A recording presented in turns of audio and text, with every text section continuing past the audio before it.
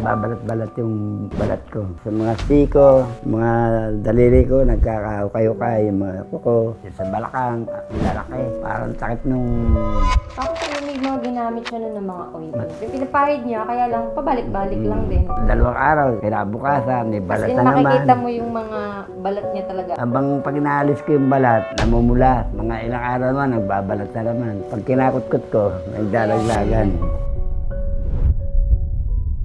Ako si Francisco Cruz, at tubong Tagahagunay, Bulacan, na lumaki sa Valenzuela. Nung natatandaan ko kasi nung nasa Laguna kami, doon nag-umpisa yung parang nababalat-balat yung balat ko. Karoon ako ng psoriasis, sa mga siko, mga daliri ko, nagkakaukay-ukay, yung mga kuko. Sa ulo may mga psoriasis din ako, sa pigi, sa balakang, lumala ka na ganakalalaki, namumula siya pag pinabakbak ang balat. Ay mga buho ko to, medyo malaki. Sa siko, lumalaki, sa dibdib.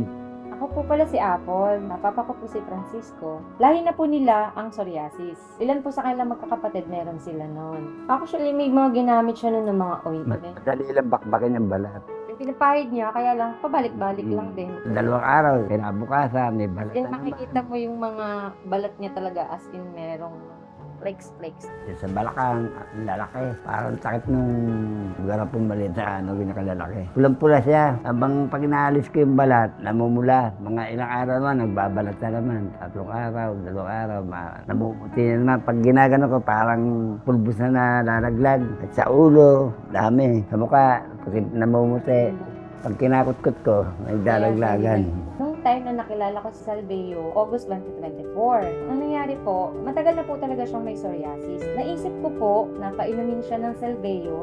So doon na po nag-start. Sabi ko pa, try mo to. Marami ng mga testimony akong napanood na maganda Salveo yung effect niya. Maraming mga sakit na napapagaling niya. Pinainom ko sa kanya, 2 scoop muna. Nagustuhan naman niya. In 1 month time na nainom niya, may nakita namin yung pagbabago. Nawawala na yung mga Dito. napapansin niya rin niya. Sabi niya, nga, niya. Pa, Dahil sa tinuloy-tuloy namin. Ngayon, naka 3 months na siyang inom ng Salveo. Talagang nawala yung ano niya. sabi sa paa. Kasi dati talagang puno. Ngayon talagang makinis na yung balat niya. Tapos, yung mga kuko niya. Tumigda na. Saka sa dibdib ko, wala na rin. Napansin ko, lumiit sabi dito sa kabila. Saka dati matigas na malaki-malaki. Ngayon lumiit. Kaya tinuloy-tuloy ko na inom ng Salveo. Natuwa naman kami. Kaya ngayon, talagang dire-diretso na. Kahit yung family ko, ate ko, mama ko, pinagin ko na. Alis lahat na kami sa family na. Umiinom na lang. Lumba na, pag inom ko nito, malaki, nag-i-epekto ng Salveo sa katawan ko, nawala yung mga langib-langib. Mga kuko ko, gumanda ang tubo, dati puro uka. Kaya nagpapasalamat ako sa Salveo, maganda sa katawan ito. Thank you po talaga kay Salveo Barley Grass dahil laking tulong po ito talaga kay Papa kasi dati talaga lagi siyang nangangati yung buong katawan. Ngayon, wala na po talaga, makinis na yung balat.